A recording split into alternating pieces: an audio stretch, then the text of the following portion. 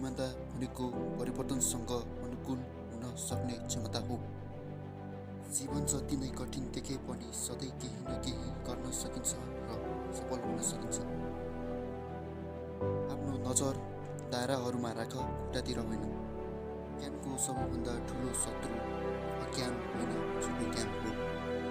हामी एउटा सामान्य ताराको सानो ग्रहमा बस्ने उन्नत प्रजातिका आधार मात्र हौँ। विज्ञान केवल तर्कको विषय मात्र होइन, यो भावना र रोमाञ्चले भरिएको पनि हुन्छ। मेरो लक्ष्य सरल छ, ब्रह्माण्डलाई भुल